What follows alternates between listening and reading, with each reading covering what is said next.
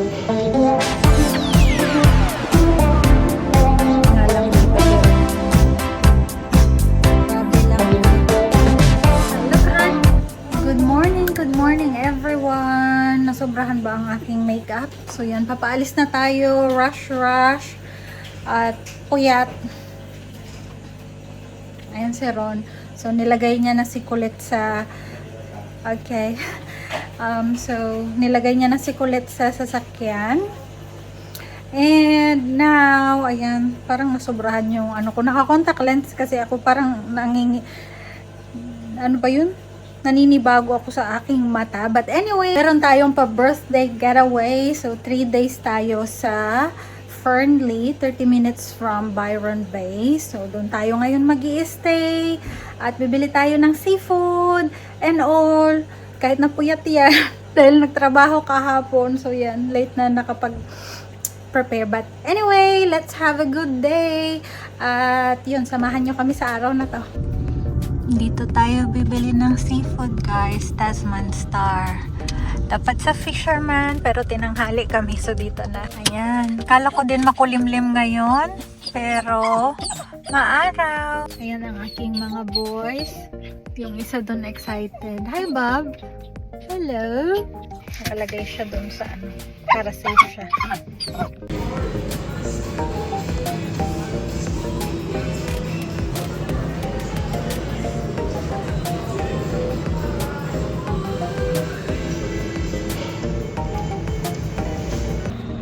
Nag-stop over muna kami.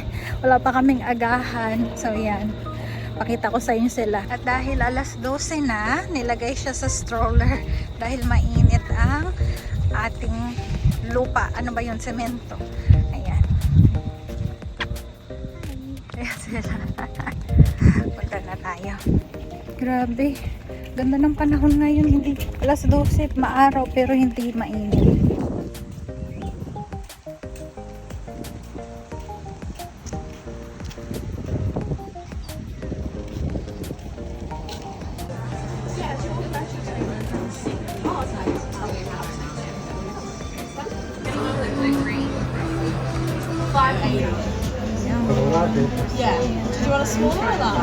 Dito na tayo guys sa Tart Beach House sa Currumbin, Gold Coast.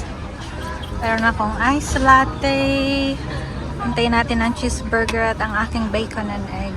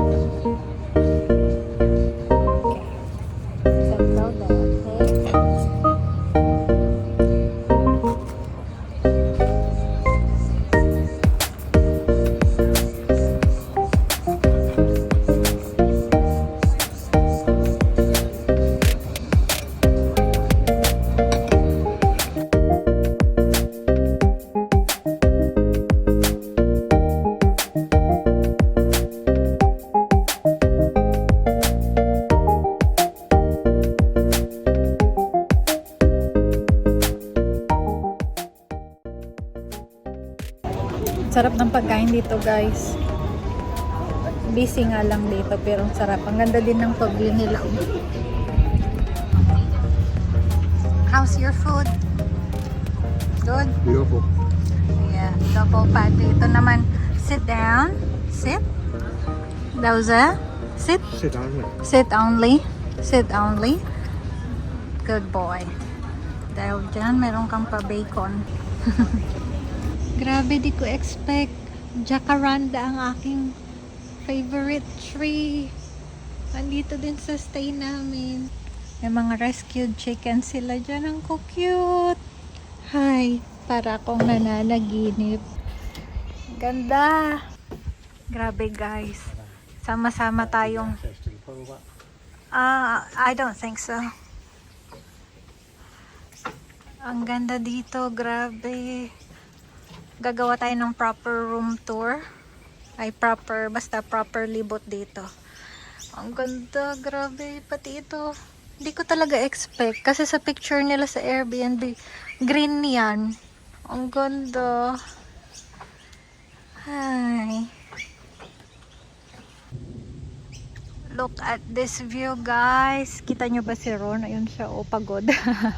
Pagod ang mayor. Siya ang nag-drive. Pero ano lang naman to. 1 hour kung saan tayo nag-lunch kanina. Ang ganda. Tapos malaking lemon tree. Literal na lemon tree. Ayan. Sana all na lang. Sa may... Ang ganda. Ay.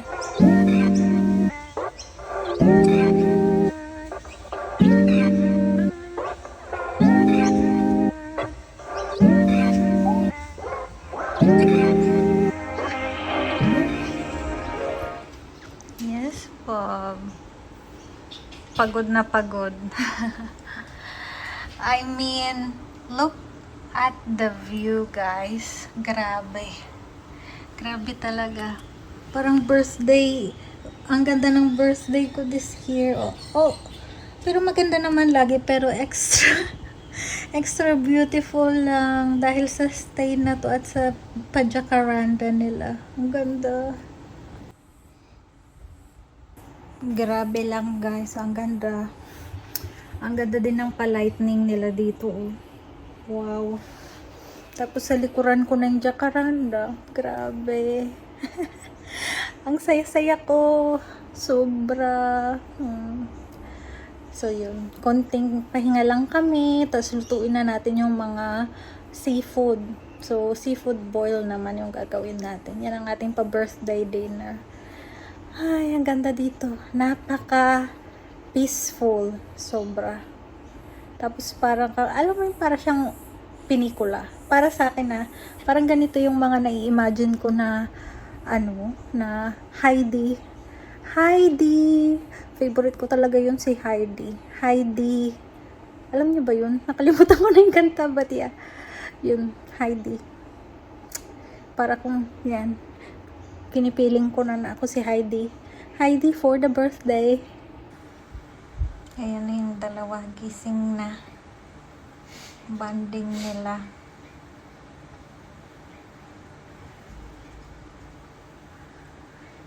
Yes. How's your nap? Hi. How's your nap? How's my neck? Your nap. Nap. Nah. Good.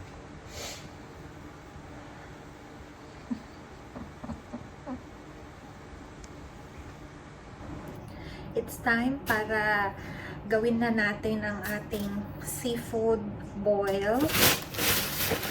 I-separate video ko kung haba yung ating pamukbang. At may pa-surpresa. Munting surpresa. Binili ko pala to kanina. Japanese hot and umami chilies. Ayan. Hindi ko sure kung okay siya. Pero dahil wala tayong hot sauce, so ito ang ating pa-hot sauce mamaya. Ayan. Ayan ko nga. Manghang. Of course, hot sauce. So, ito yung mga pinamili natin kanina sa Tasman Star. Unang-una, ito agad ang lumabas. Tandara! Meron tayong pag ganito. O, diba? Look, Han!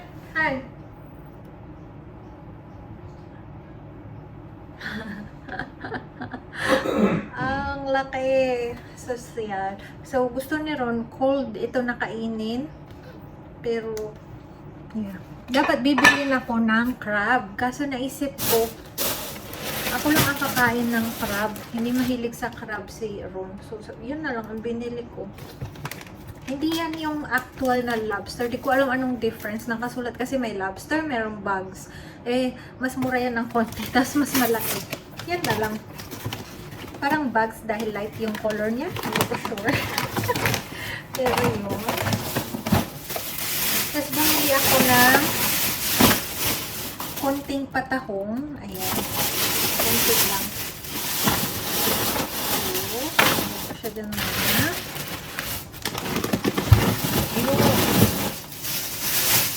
Bumili din ako ng konting paganito.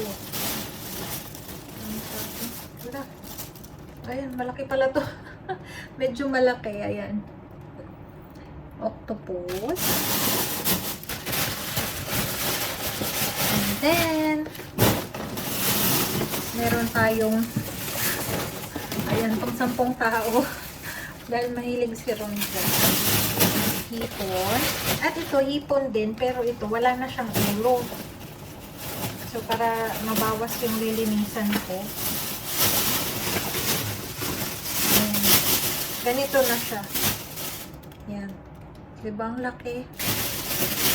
Yan ang ating pa-birthday dinner. Kami lang. Ay, meron pa pala. Okay.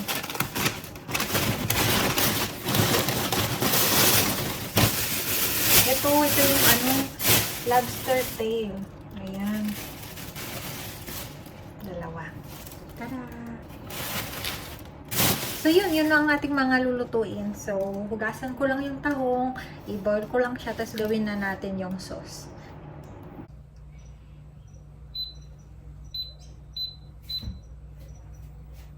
Yan. So, butter muna. Paghalo-haloin lang, butter, tapos tansya-tansya. So, hindi ko siya isasama sa mismong seafood. Iba-blanch ko lang or papakuloyin yung ibang seafood. Tapos, ilalagay ko na siya sa bowl. Ayun. Kasi, baka hindi namin maubos. So, para hindi masyadong masyadong ma-soak yung seafood sa ating sauce. So, yan. Meron tayong Old Bay seasoning, lemon pepper, paprika, oregano. Yan. Tanta-tanta lang. Pero itong lahat ng butter na to, ilalagay ko siya, no? So, ilalagay na natin. Lagay yan. Ito.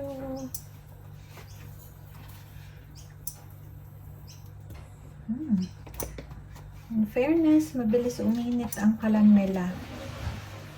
So, that's good.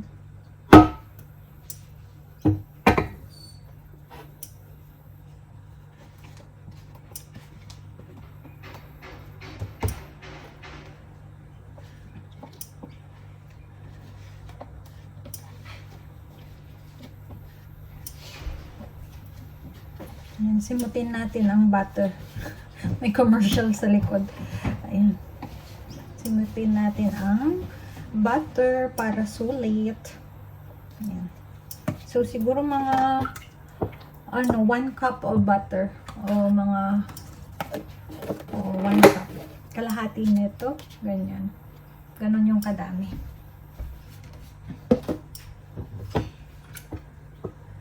Ayan. Ilagay ko na itong mga tahong. Ganyan. Sa atin, sa Pinas, pinapabuka pa ito, diba? Binababad. Itong black na ito, kakaiba siya. Iba yung pag-treat nila. Diba sa atin, pag ganito, pag nakabuka na, hindi na sariwa o baka pangit na. So, marami na dong nakabuka. So, yung mga nakasarap pang ganyan, yun talaga yung pinili ko. At itong mga to guys, kahit na ibabad mo to sa tubig, hindi sila bumubuka. Ganyan lang talaga siya. Bubuka lang siya pag luto na talaga. Yan. So, iuna ko yung mga yan. Diba? Tapos, ine-next natin tong mga pa-octopus. Yan. 3 lang naman yon. Pero ang laki talaga. I'm so happy dito sa pahipon natin o pasugpo. Yan. Low heat lang tayo sa butter para hindi masunog. Yan. Diba? Ang ganda talaga dito. Napaka-peaceful. Ayan, word of the day. Ang ganda. Super. So, first time natin to na long drive na lumagpas ng 1 hour. Kasi usually around Gold Coast lang kami ni Ron. At first time namin na kami lang tatlo. Before, kasama natin sila Andrea, si Glenn, camping. Pag birthday ko kasi, dahil siguro introvert ako, gusto ko lang talaga family, ganyan. Tapos ibang, ano na lang, mag-meet kami nung iba, kung may time, ganun na. Ewan ko, ganun ako guys. Of course, unahin natin yung mga malapit sa puso. So, yan, kami lang ni Ron. Para kasing intimate at the same time, parang nare-remember ko talaga siya na something special, ganun. So, kami lang muna. At busy din kasi sila Glenn at Andrea sa work. So, yun. At ang bait lang sa trabaho ko, chika ko na rin. Yun. Talagang may pa-surprise silang cake. Bago lang ako ngayon sa trabaho ko, guys. More than 1 month pa lang ako. May pa-ganon-ganon na. Grabe. Na-touch talaga ako. Super. Tinatawagan ko din kanina sila mother hen, pero hindi ko alam nasan sila. Isama ko sana sila sa vlog. Pero yeah, wala sila.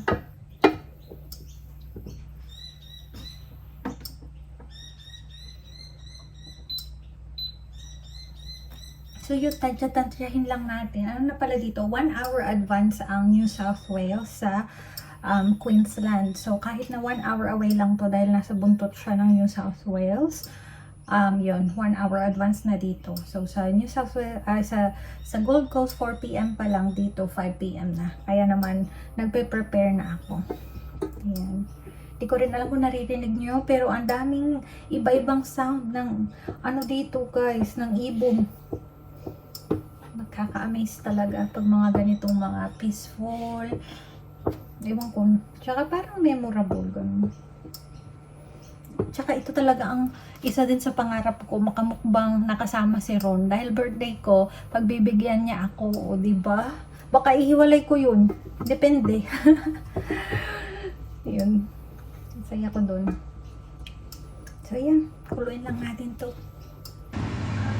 Ayan na ang ating seafood, butter, and some seasoning sauce. At ito na ang ating, so nandiyan na lahat ng prawns. Medyo na-overcook ko ata ang ano, lumiit. Ang lobster tail, nandun na yung lobster. At ayan ang mga pa-octopus natin. So yan, isi-set up ko lang ito. Tapos ihiwalay ko na lang ang ating pamukbang. Let's eat. Tapos na ang ating pamukbang. Ayan na. Aftermath. Wala na, puro legs. Ayan na, simot. Ako ang sumimot niyan. But, ayan, yung prawns at octopus. Lahat ng tahong ubos. Pero yan, meron pang lobster tail. At marami pang prawns. Dahil, ang bigat pala sa tiyan. Buti walang corn. Ay. Narinig na yun? Ang lakas ng kuliglig. Ang lalaki ata ng kuliglig dito. But yun, buti na lang naiwan namin yung mga mais, kamote, ganun.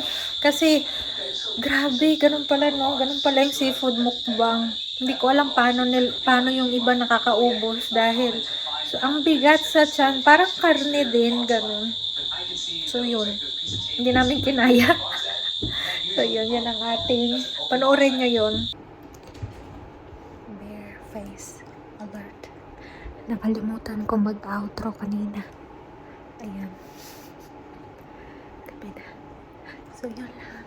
See you guys. Please like and subscribe. Bye bye bye.